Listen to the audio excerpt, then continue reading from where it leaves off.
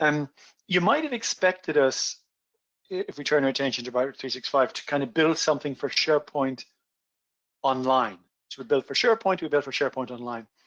But when we looked into the Microsoft 365 tenant, there was a lot more in it than SharePoint.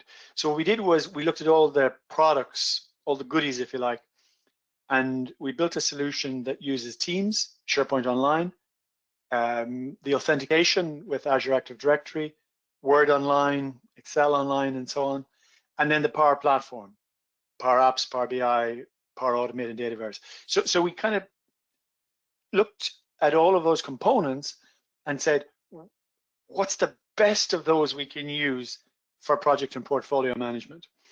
Then we built a solution that really is framed around 3 items, giving you the ability, if you wish, to have requests for new projects, requests for big, small, medium project, IT project, finance, have different kinds of requests for different kinds of projects.